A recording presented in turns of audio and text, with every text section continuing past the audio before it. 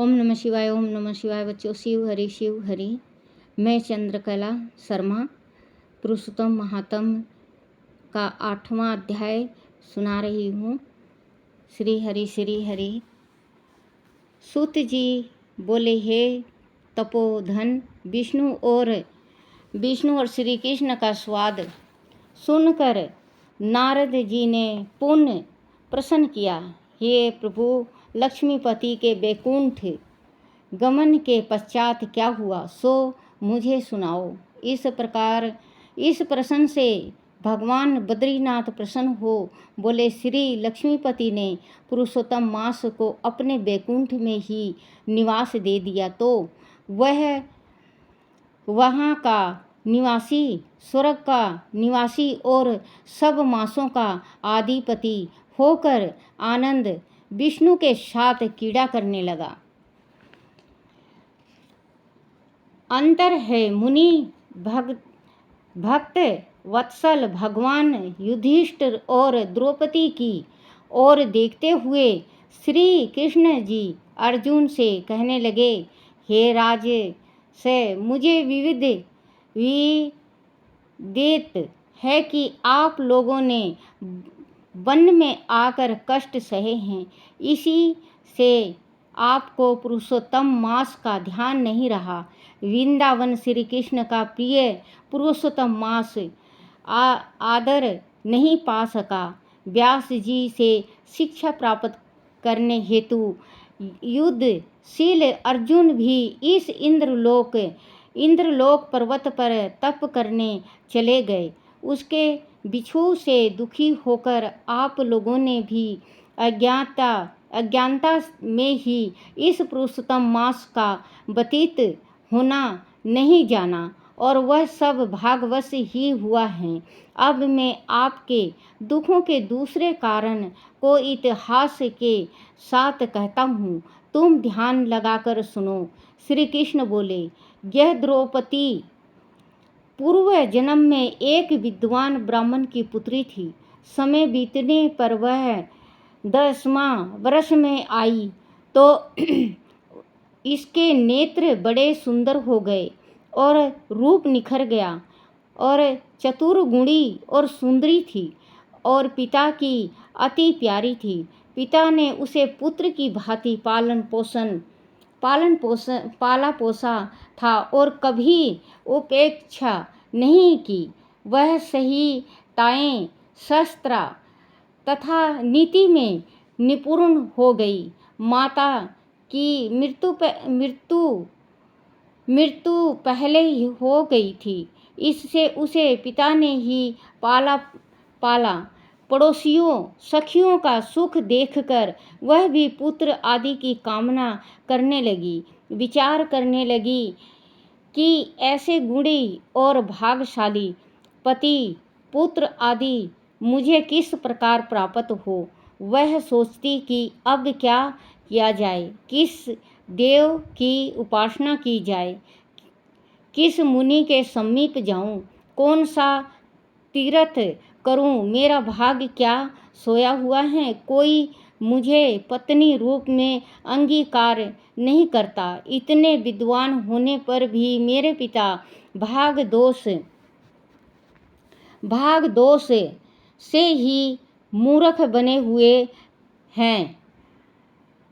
जो विवाह के योग होने पर भी मेरे लिए उपयुक्त वर नहीं ढूंढा। मैं अपनी सखियों में प्रमुख बनी हुई हूँ, किंतु फिर भी कुंवारी हूँ। मेरी सखियों की स्वामी के सुख का जैसे अनुभव है, मुझे वैसा नहीं है।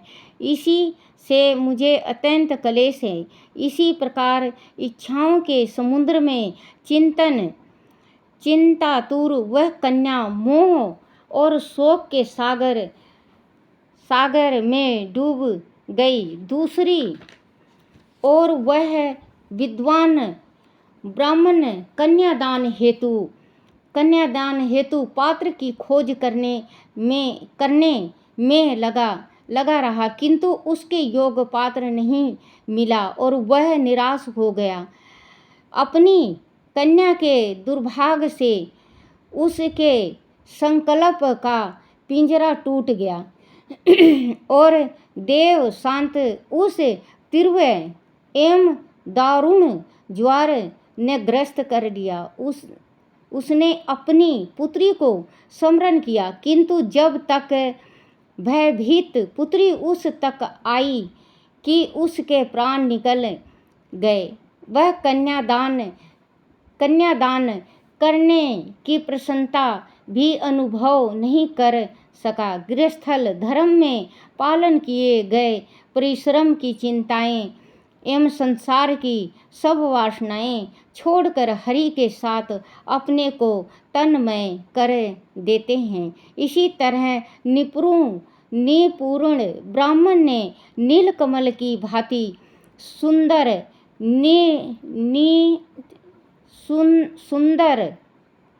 त्रिभंगलित स्वरूप श्री हरि पुरुषोत्तम स्वरूप में अपना चित्त लगाकर उन्हें स्मरण किया।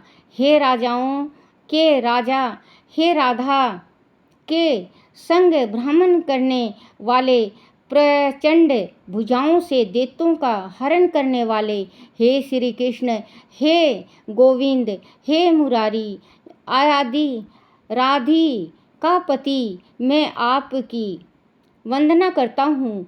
हे नाथ हरिकेश, आपकी वंदना करता हूँ, मेरी रक्षा करो।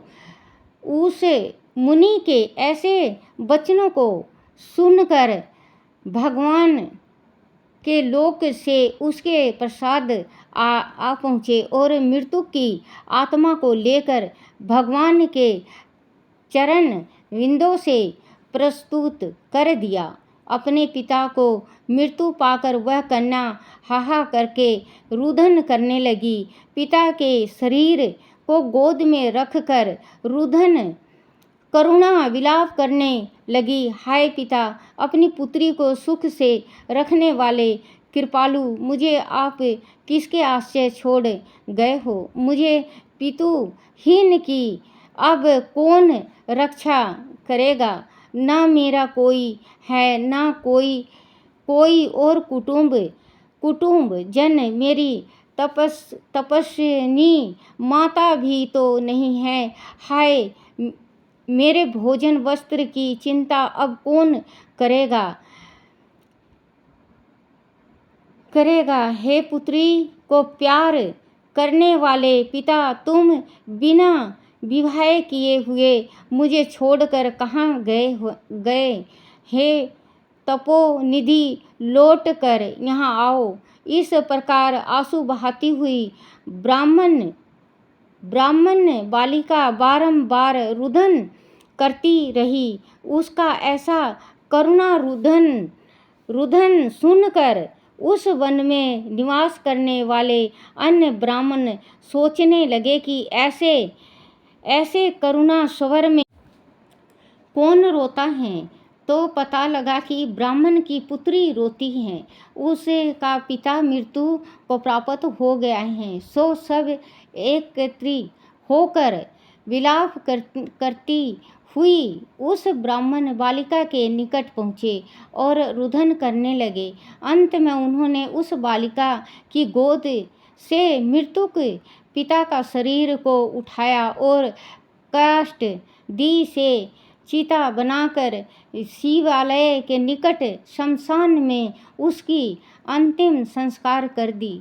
और नारद दुखी ब्राह्मण बालिका को धीरज बंधाकर सब अपने अपने निवास स्थान को लौट गए। बालिका ने पिता के सभी दैविक विधानों में यथाशक्ति व्यापक किया और उसी वन में अपने पिता के बिछोह में दुखी रहने लगी। बोलो पुरुषोत्तम महात्मा की जय। बोलो श्री कृष्ण भगवान की जय। राम नाम की लूट है लूट लूटा जा सो लूट, अंत काल पछताएगा, प्राण जाएंगे छूट। सियापति राम जय जय राम, मेरो मन बसियो सीताराम, मेरो मन बसियो सीताराम। राम नाम सब कोई कहे, दशरथ कहे न कोई बंदा, दशरथ कहे न कोई मानो, एक बार दशरथ कहे, जन्म सुखल सब होए, रे रामा जन्म सफल सब होए रे रामा।